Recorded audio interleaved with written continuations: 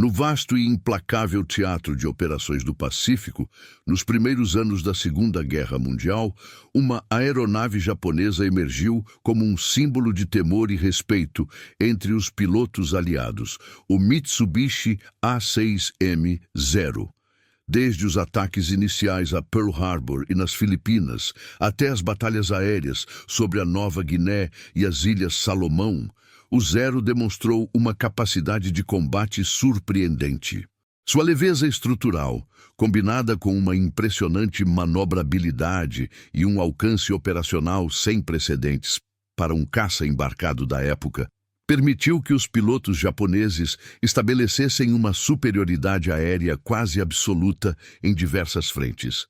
Este caça, com sua agilidade notável, podia girar mais apertado e subir mais rápido do que a maioria dos seus oponentes americanos e britânicos, pegando-os de surpresa e forçando-os a adotar táticas defensivas.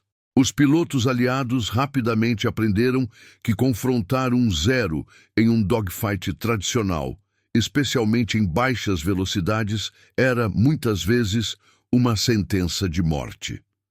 A mística em torno do Zero cresceu, alimentada por relatos de combates onde parecia invencível, e seu impacto psicológico nas forças aliadas era considerável. A ausência de blindagem e tanques de combustível autovedantes, embora aumentasse sua vulnerabilidade a danos, era um compromisso de design que maximizava sua performance de voo. A necessidade de compreender e, eventualmente, neutralizar esta ameaça tornou-se uma prioridade estratégica crucial para os Estados Unidos. Contudo, a guerra é também um campo fértil para a engenhosidade e a adaptação. Em meio à intensa luta no Pacífico, a oportunidade de desvendar os segredos do Zero surgiu de forma inesperada. A captura de um Mitsubishi A6M-0, relativamente intacto, era um evento raro e de valor inestimável para a inteligência militar. Cada fragmento de tecnologia inimiga era uma peça do quebra-cabeça, mas um avião inteiro, capaz de voar, representava um tesouro de informações operacionais e de design. Engenheiros e pilotos de testes americanos ansiavam por examinar detalhadamente a construção, os sistemas e as características de voo do caça japonês. A ideia não era apenas replicar o Zero, mas sim compreender suas forças e fraquezas para desenvolver contramedidas eficazes e refinar as táticas de combate aliadas. Foi neste cenário de pesquisa intensa que um piloto de testes americano concebeu uma ideia audaciosa: transformar o Zero capturado em um laboratório voador. Esta não seria uma mera análise estática em um hangar. O objetivo era submeter a aeronave a testes rigorosos em condições de voo, explorando seus limites e, mais importante, modificando-a para entender o impacto de ajustes específicos em seu desempenho. A visão era clara: usar a própria máquina do inimigo contra ele, não no combate direto, mas no campo de testes, para revelar seus segredos mais profundos e explorar suas vulnerabilidades. A premissa fundamental por trás desta iniciativa era simples, mas revolucionária. O que aconteceria se as características de manobrabilidade inerentes ao Zero pudessem ser combinadas com a robustez, potência e capacidade de mergulho dos caças americanos?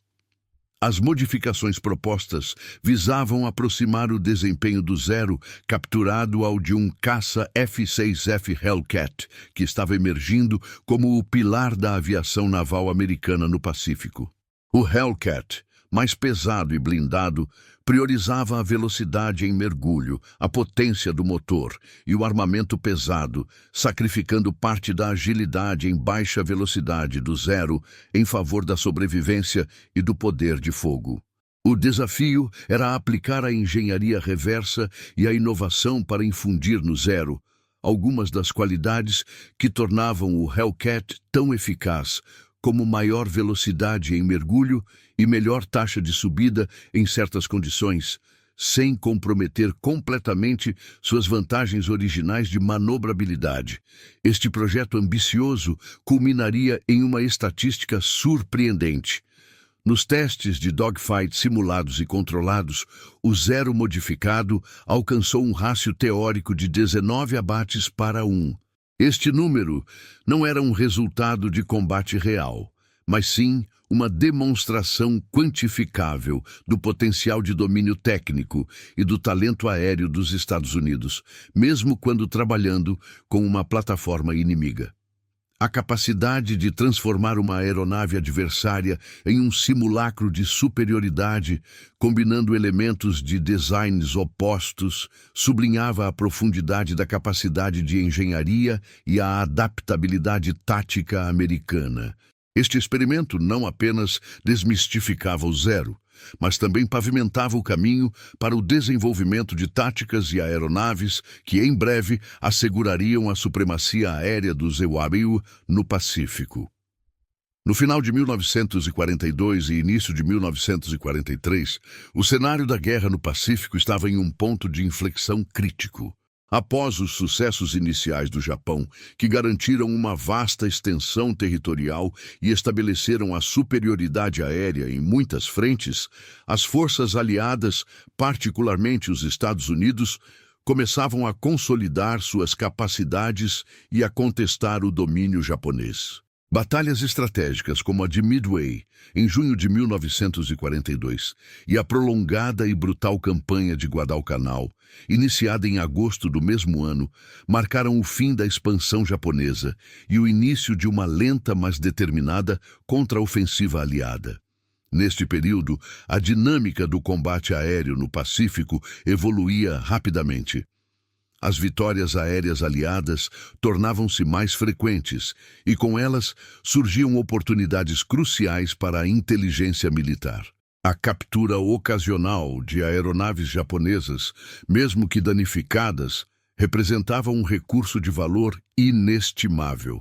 Cada fragmento de tecnologia inimiga era meticulosamente examinado, desde as ligas metálicas utilizadas na fuselagem até os intrincados sistemas de armamento e navegação.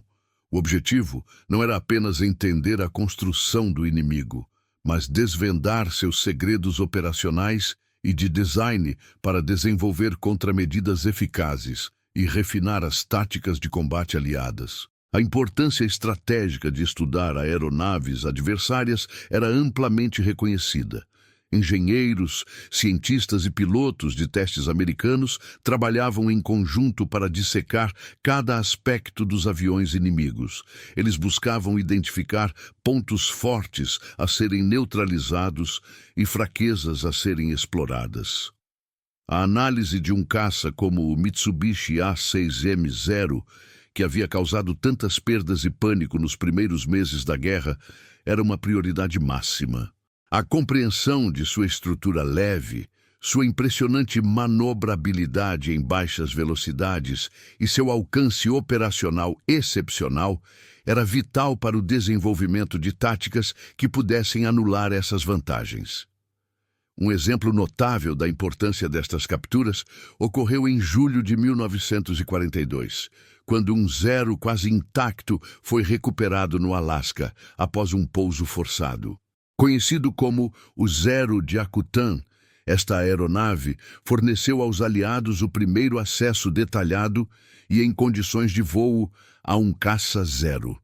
Os testes subsequentes revelaram dados cruciais sobre suas capacidades e limitações, confirmando a fragilidade estrutural do Zero e a falta de blindagem para o piloto e tanques de combustível autovedantes, características que o tornavam vulnerável a danos de combate, apesar de sua agilidade. Este tipo de pesquisa não se limitava a análises estáticas em hangares. A verdadeira compreensão vinha de submeter as aeronaves capturadas a testes de voo rigorosos. Este processo permitia aos pilotos de testes americanos experimentar em primeira mão as características de desempenho do inimigo, simulando combates e avaliando a eficácia de diferentes manobras. O conhecimento adquirido era então traduzido em doutrinas de combate e programas de treinamento para os pilotos aliados, equipando-os com o entendimento necessário para enfrentar e superar o zero em combate. A necessidade de aprofundar este conhecimento era constante. À medida que a guerra progredia e novas variantes de aeronaves japonesas eram introduzidas, a capacidade de adaptabilidade e aprimoramento tático americano tornavam-se fatores decisivos. A pesquisa e o desenvolvimento baseados na engenharia reversa de aeronaves inimigas não eram meros exercícios acadêmicos. Eram componentes essenciais da estratégia de guerra, diretamente ligados à sobrevivência dos pilotos e ao sucesso das operações aéreas. A capacidade de extrair vantagens táticas e de design de cada aeronave inimiga capturada era, portanto, uma demonstração da superioridade da inteligência e da capacidade industrial americana, pavimentando o caminho para a eventual supremacia aérea no Pacífico. A análise detalhada das aeronaves capturadas era fundamental para a estratégia aliada, e o confronto entre o Mitsubishi A6M-0 japonês e o F-6F Hellcat americano representava um choque de filosofias de design e prioridades de combate. Cada um desses caças era uma expressão direta das doutrinas militares e das capacidades industriais de suas respectivas nações. Compreender essas diferenças era o primeiro passo para desenvolver táticas eficazes e, em última instância, alcançar a supremacia aérea. O Zero, como já estabelecido, era temido por sua leveza estrutural e sua manobrabilidade excepcional. Sua concepção priorizava o alcance, a agilidade em combate aéreo e a capacidade ofensiva. Para atingir esses objetivos, os engenheiros japoneses fizeram concessões significativas em outras áreas.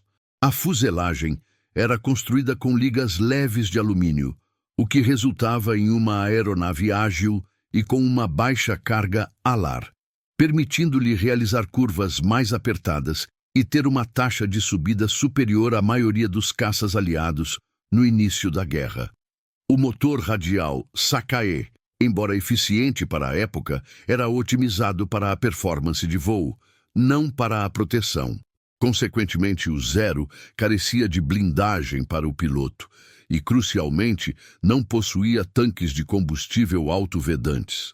Esta característica, que o tornava extremamente vulnerável a danos de combate, especialmente a incêndios, era um preço que os projetistas japoneses estavam dispostos a pagar pela performance inigualável.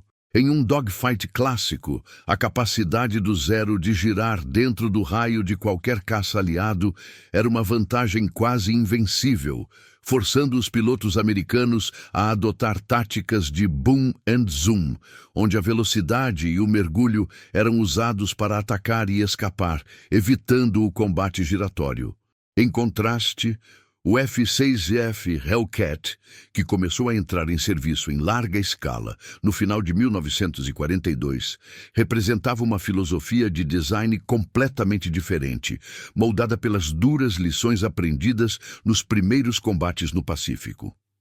A prioridade americana era a sobrevivência do piloto, a robustez da aeronave, a potência do motor e uma capacidade de fogo devastadora.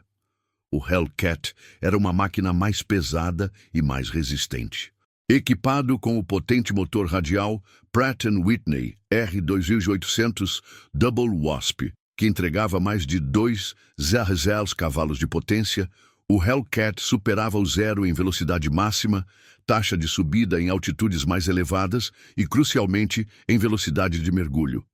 Sua estrutura era reforçada, projetada para suportar os rigores do combate e os pousos em porta-aviões, além de permitir mergulhos em alta velocidade sem o risco de falha estrutural que afligia o Zero. A proteção do piloto era uma preocupação central no design do Hellcat. Ele incorporava uma blindagem substancial ao redor do cockpit, incluindo um para-brisa à prova de balas e placas de blindagem atrás do assento do piloto. Além disso, Todos os seus tanques de combustível eram autovedantes, minimizando o risco de incêndios após serem atingidos. Em termos de armamento, o Hellcat carregava tipicamente 6 metralhadoras Browning M2. 50 Call no bordo de ataque das asas, cada uma com uma grande quantidade de munição. Essa capacidade de fogo era massiva e podia desintegrar um Zero com uma rajada bem colocada. A filosofia do Hellcat era clara: hit hard, hit fast and survive. Ou seja, atacar o inimigo com poder de fogo superior, usar a velocidade para ditar os termos do combate e garantir que o piloto pudesse retornar à base, mesmo após receber danos. A audaciosa meta do piloto de testes americano, ao modificar o Zero capturado, era precisamente explorar essa dicotomia. Ele não buscava transformar o Zero em um Hellcat, pois isso seria impossível e contraproducente.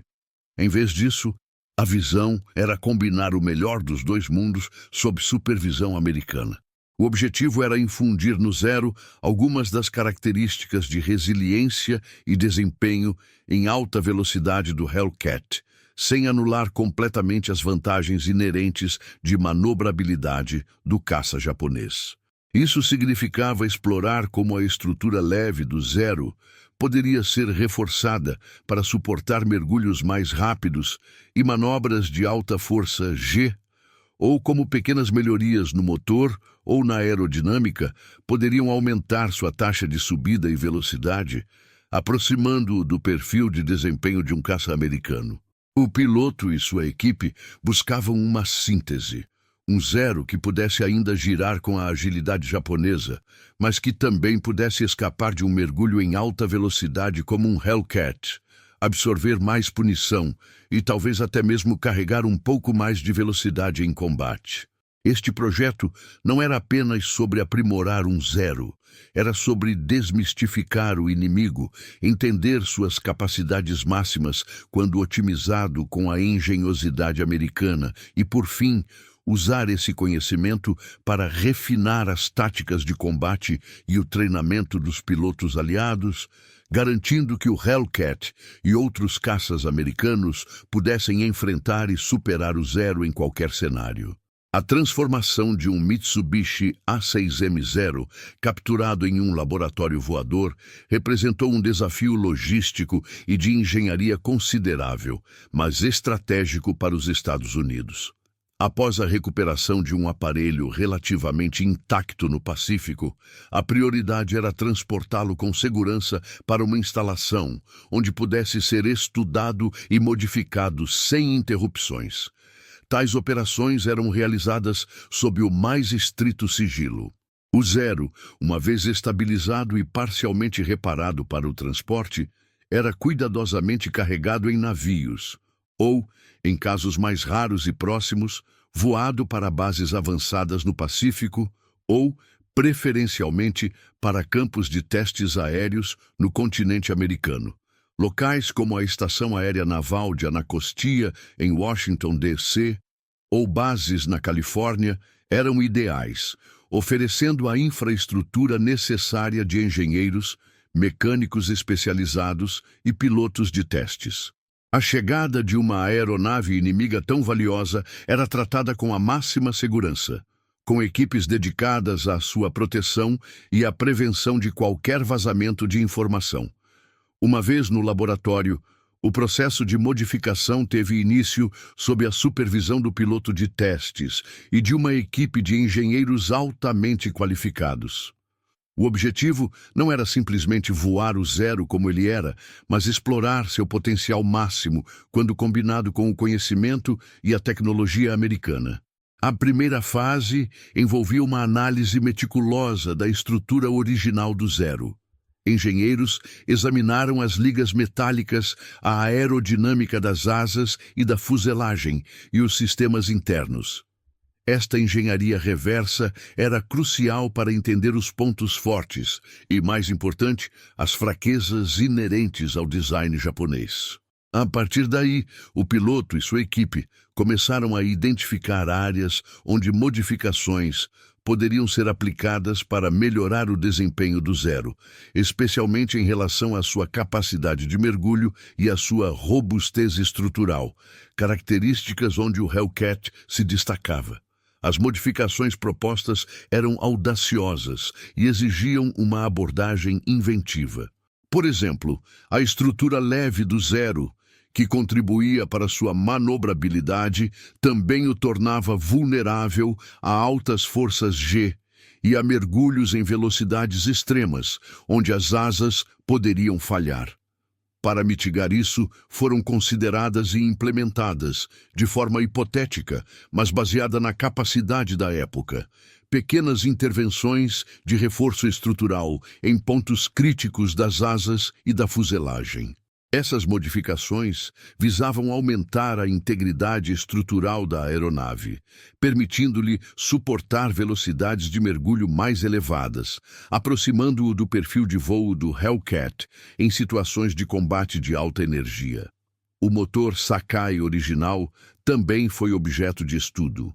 Embora não fosse possível substituí-lo por um motor americano mais potente sem uma reconstrução massiva, ajustes finos nos sistemas de combustível e ignição ou a otimização da hélice poderiam extrair um desempenho marginalmente melhor, especialmente em termos de taxa de subida ou velocidade em altitudes específicas.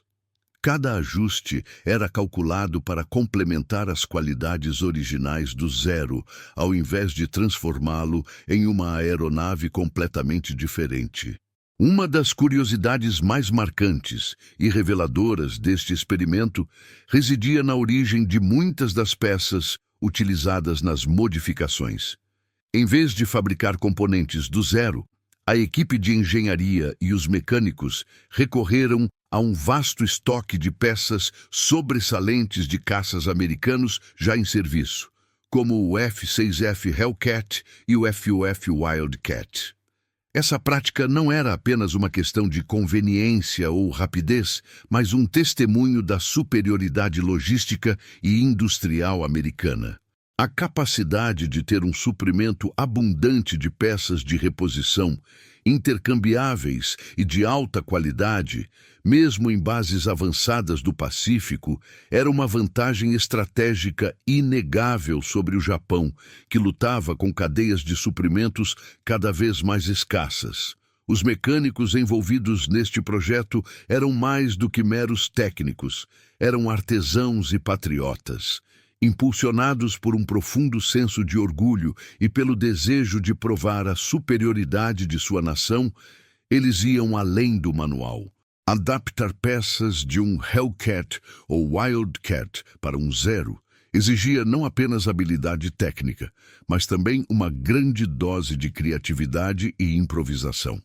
Eles usinavam, soldavam e ajustavam componentes com precisão, garantindo que as peças americanas se integrassem perfeitamente à aeronave japonesa. Essa dedicação e engenhosidade eram emblemáticas da mentalidade da indústria de guerra americana, que não apenas produzia em massa, mas também inova e adapta-se rapidamente às necessidades do campo de batalha.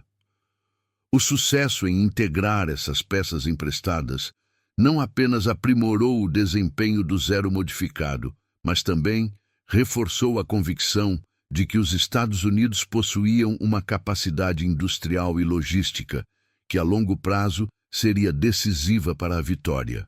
A fusão da engenharia japonesa com a adaptabilidade e os recursos americanos criava uma máquina de teste sem precedentes, pronta para revelar seus segredos nos céus. No campo de testes aéreos, a atmosfera era carregada de antecipação e um cheiro distinto de óleo queimado pairava no ar, misturado ao aroma metálico do combustível de aviação. Era um palco de experimentação, onde a engenhosidade americana se encontrava com a máquina de guerra japonesa. O ronco profundo do motor modificado do Zero rompia o silêncio, um som que agora carregava uma ressonância diferente, mais robusta, resultado dos ajustes meticulosos e da integração de componentes americanos.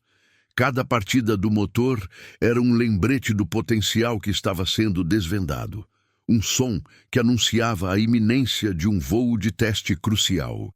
Pilotos de testes, engenheiros e oficiais de inteligência observavam atentamente, seus olhos fixos nos instrumentos de telemetria e no caça improvisado que se preparava para decolar. A cada manobra, os olhos dos observadores se arregalavam, registrando cada dado, cada nuance de desempenho. O Zero, modificado sob o controle do piloto de testes americano, descrevia arcos precisos contra o céu azul do Pacífico, executando manobras que desafiavam as expectativas baseadas no conhecimento prévio do caça japonês. Os testes não eram meras demonstrações, eram sessões rigorosas de coleta de dados projetadas para quantificar as melhorias e entender as novas capacidades da aeronave. Os resultados desses testes foram assombrosos e excederam as projeções mais otimistas.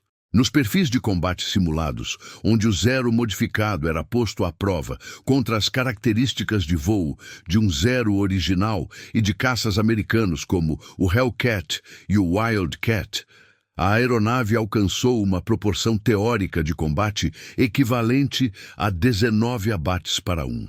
É crucial entender que esta proporção de 19,1 não representava um resultado de combate real, mas sim uma métrica calculada a partir de ensaios controlados em um ambiente de teste. Ela indicava que, em condições ideais e com as modificações aplicadas, o Zero experimental demonstrava uma superioridade esmagadora em termos de capacidade de engajamento e sobrevivência em um dogfight simulado contra a versão original japonesa. Este número era uma prova tangível da eficácia da engenharia reversa e da aplicação de melhorias estratégicas.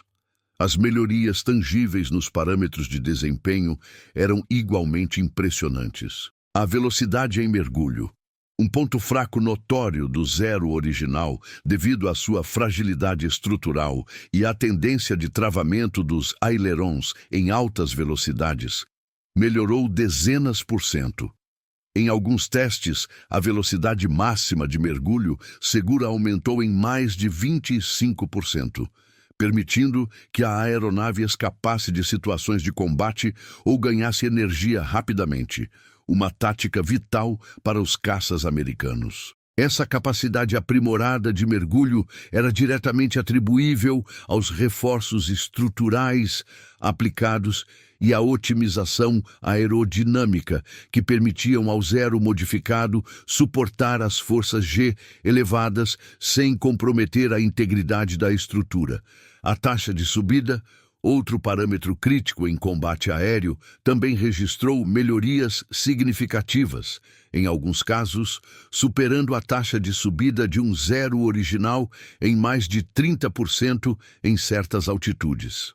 Isso não apenas dava ao piloto maior flexibilidade tática para ganhar vantagem de altitude sobre o inimigo, mas também demonstrava o sucesso em otimizar o desempenho do motor e a eficiência da hélice, mesmo sem a substituição completa do motor. A combinação de uma melhor velocidade em mergulho e uma taxa de subida aprimorada transformava o Zero modificado em uma aeronave com um envelope de voo muito mais versátil e letal do que sua contraparte original. Esses números de impacto não eram apenas estatísticas, eram revelações.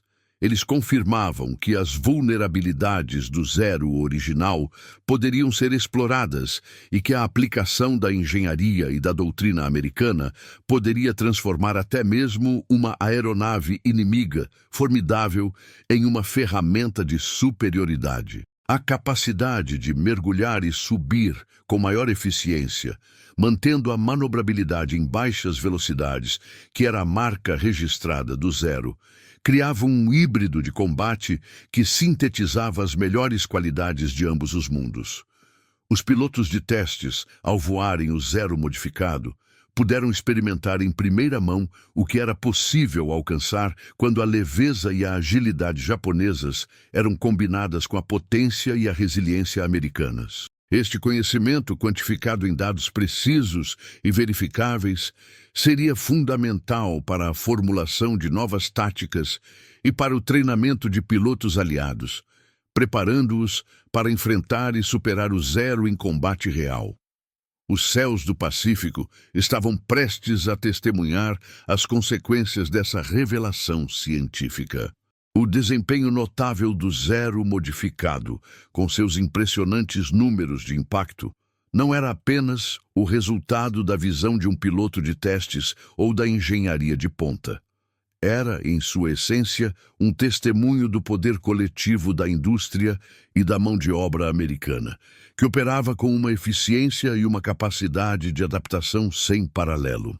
Este projeto transcendeu a individualidade, tornando-se uma demonstração da força sistêmica que sustentava o esforço de guerra dos Estados Unidos. A engenhosidade não residia apenas na mente do piloto que concebeu a ideia, mas em toda a vasta cadeia de apoio que tornou a transformação possível, desde os engenheiros que calculavam as tensões estruturais até os mecânicos que manuseavam as ferramentas. Os mecânicos, em particular, desempenharam um papel insubstituível e muitas vezes subestimado neste empreendimento. Longe dos holofotes e das glórias do combate aéreo, estes homens, com suas mãos habilidosas e mentes afiadas, foram os principais responsáveis pela transformação. Eles não eram meros executores de ordens, eram solucionadores de problemas, capazes de interpretar diagramas complexos e de improvisar soluções sob pressão. A tarefa de adaptar peças de aeronaves americanas, como o F-6F Hellcat e o F-4F Wildcat, a uma aeronave japonesa como o Zero, exigia um profundo conhecimento de ambas as plataformas e uma capacidade ímpar de engenharia reversa. As dimensões, as tolerâncias, os sistemas de fixação e as características operacionais eram intrinsecamente diferentes.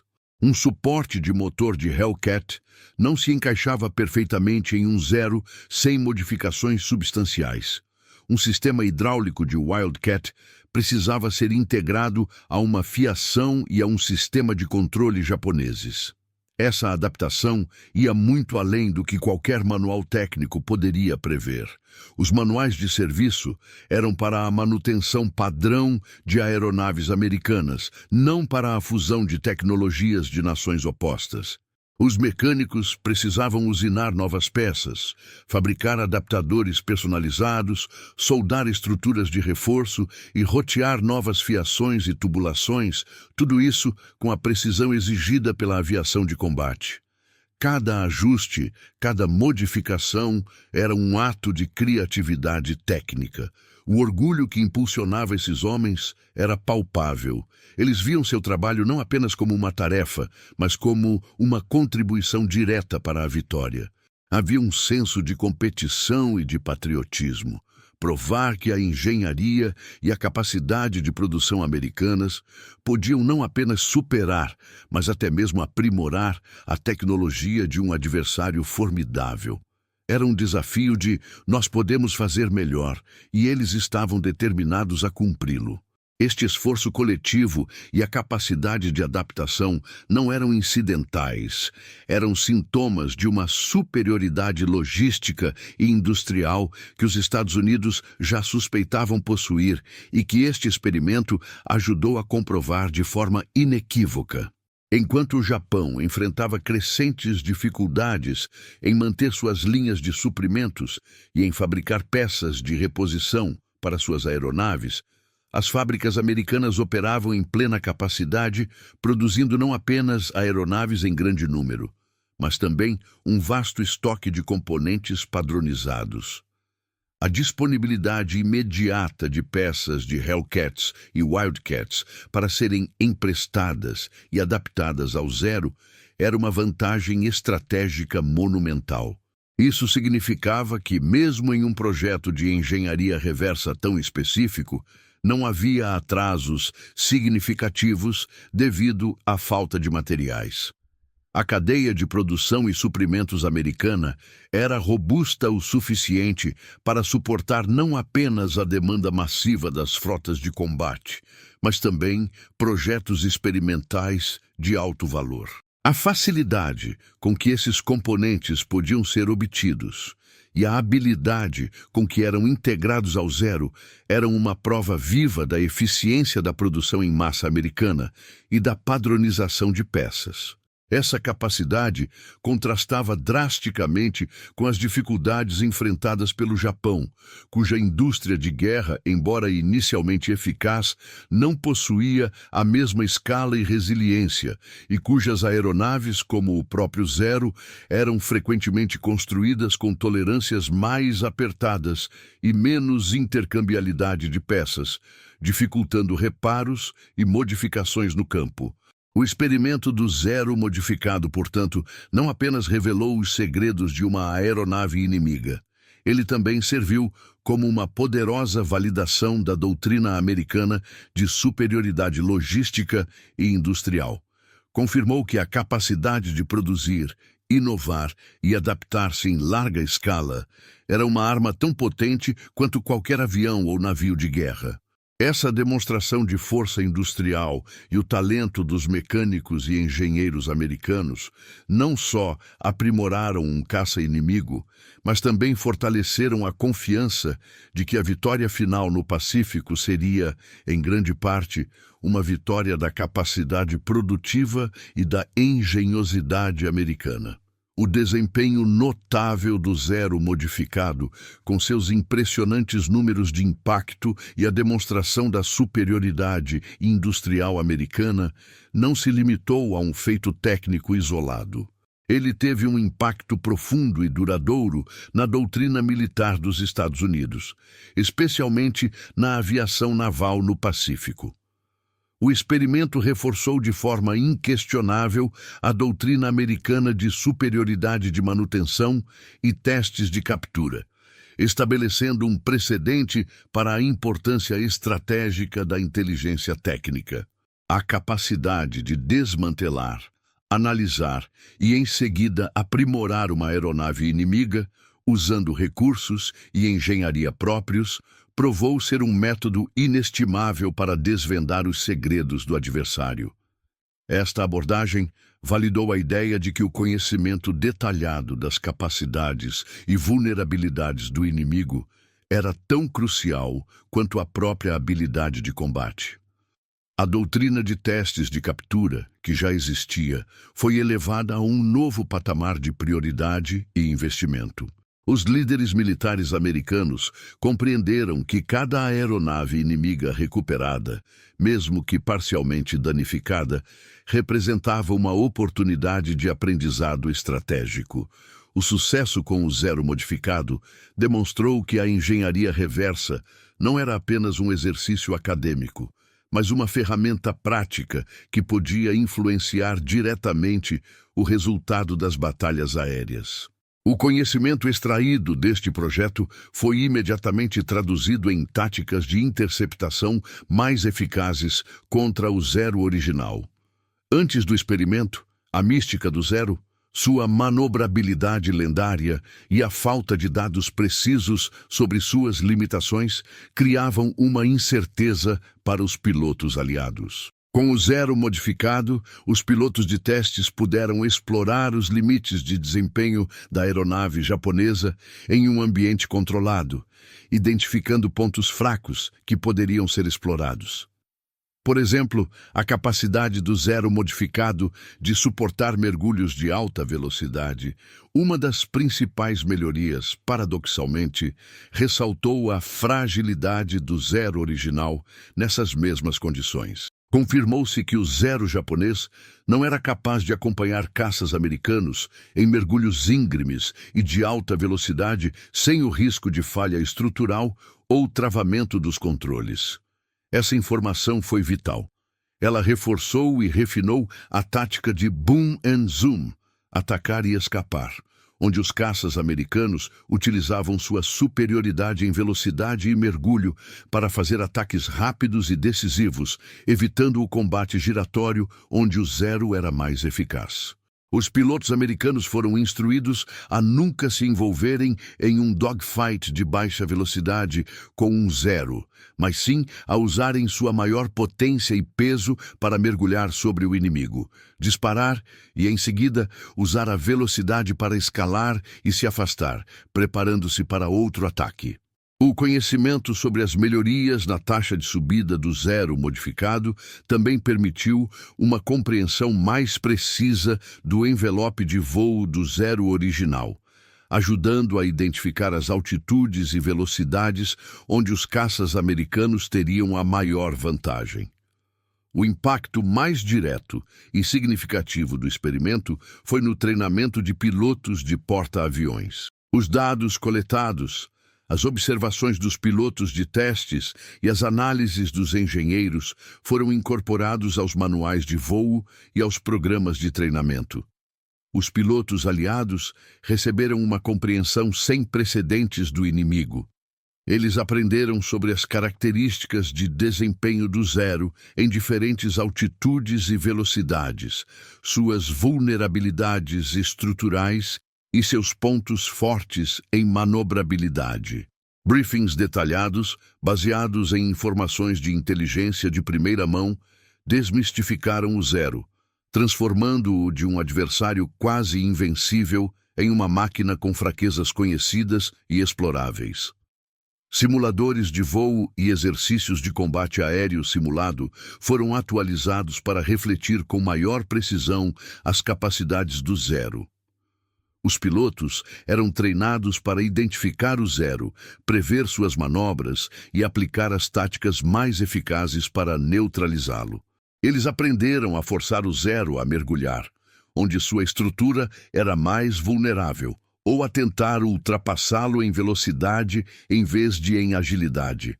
O treinamento enfatizava a importância da energia cinética, velocidade e altitude, como uma arma contra a manobrabilidade do Zero. Essa nova abordagem no treinamento não apenas aprimorou as habilidades técnicas dos pilotos, mas também teve um impacto psicológico crucial. Ao fornecer aos pilotos ferramentas concretas e um conhecimento profundo do inimigo, o experimento ajudou a dissipar o temor e a incerteza que antes cercavam o Zero.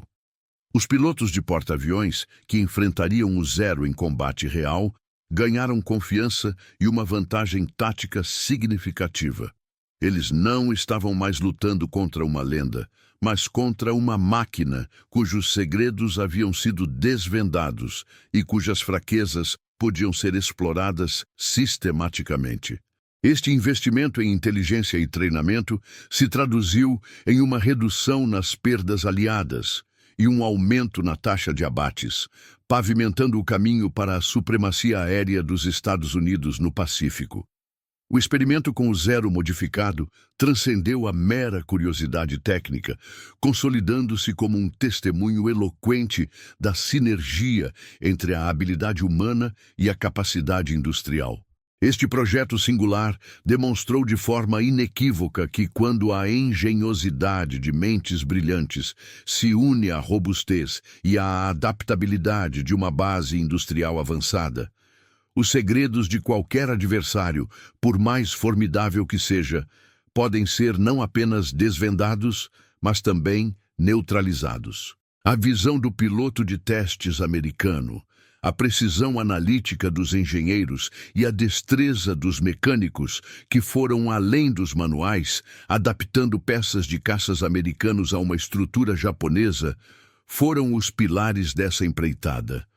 Não se tratava apenas de observar um avião inimigo, mas de dissecá-lo, compreendê-lo em suas minúcias e, em seguida, manipulá-lo e testar seus limites com recursos e conhecimentos próprios. Essa abordagem ativa revelou as vulnerabilidades e os pontos fortes ocultos do Zero, de uma maneira que nenhuma análise estática ou relatório de inteligência jamais poderia alcançar. O orgulho dos mecânicos, que improvisaram e usinaram componentes para integrar peças de Hellcats e Wildcats, não era apenas um sentimento pessoal. Era a manifestação de uma confiança profunda na superioridade logística e industrial americana. Uma crença que o projeto do Zero modificado ajudou a validar e solidificar. Este esforço coletivo provou que a capacidade de inovar e adaptar-se em larga escala era uma arma estratégica tão poderosa quanto qualquer aeronave de combate. A transição da sala de ensaio para o céu real de combate foi o objetivo final e a maior validação deste projeto. Os resultados dos testes, como o assombroso rácio teórico de 19 abates para 1, não eram meras estatísticas de laboratório. Eles representavam um conhecimento prático e acionável. A compreensão detalhada das melhorias na velocidade de mergulho e na taxa de subida do Zero modificado, por exemplo, forneceu dados concretos sobre as limitações estruturais e de desempenho do Zero original. Os pilotos americanos aprenderam que, enquanto o Zero japonês era um mestre em combate giratório de baixa velocidade, ele era significativamente vulnerável em mergulhos de alta velocidade, onde sua estrutura leve e seus controles podiam travar, tornando-o um alvo fácil. Esta informação, quantificada e comprovada em testes de voo, permitiu que as táticas de interceptação fossem refinadas com uma precisão sem precedentes. A doutrina de boom and zoom, que já era aplicada, foi agora embasada por dados irrefutáveis, instruindo os pilotos a usar sua superioridade em potência e peso para atacar rapidamente e escapar, evitando o combate corpo a corpo que favorecia o Zero. O impacto psicológico nas tripulações aliadas foi igualmente profundo. O Zero, que antes pairava como uma ameaça quase mítica, foi desmistificado. Deixou de ser um adversário invencível para se tornar uma máquina com fraquezas conhecidas e exploráveis. Os pilotos não estavam mais lutando contra uma lenda, mas contra uma aeronave cujos segredos haviam sido desvendados e cujas vulnerabilidades podiam ser exploradas sistematicamente. O conhecimento direto, adquirido ao voar e testar o Zero modificado, empoderou os pilotos aliados, dando-lhes a confiança e as ferramentas táticas necessárias para enfrentar e superar o inimigo nos céus do Pacífico. Em última análise, a história do Zero modificado é um epílogo à complexidade da guerra aérea, revelando que a vitória não se baseia apenas na coragem individual ou na superioridade numérica. Ela é forjada na fornalha da inovação contínua e da capacidade analítica. A disposição de questionar o status quo, de desmantelar a máquina do inimigo para entender seus princípios e, em seguida, usar esse conhecimento para desenvolver contramedidas eficazes, foi tão vital quanto a bravura dos pilotos que se arriscavam diariamente nos céus. O projeto do Zero modificado simboliza a inteligência estratégica que operava nos bastidores do conflito, uma inteligência que transformava cada pedaço de informação em uma vantagem tática. A capacidade de aprender, adaptar e inovar mais rapidamente que o adversário tornou-se um diferencial decisivo. A vitória aliada no Pacífico, portanto, não foi apenas um triunfo de força militar, mas um testemunho da mente humana em sua busca incessante por soluções, da capacidade industrial em sua produção e adaptação, e da coragem daqueles que aplicaram esse conhecimento em combate. Este legado de engenhosidade e análise continua a ressoar, lembrando-nos que mesmo diante do adversário mais formidável, a compreensão e a inovação podem, de fato, pavimentar o caminho para a superação e a supremacia.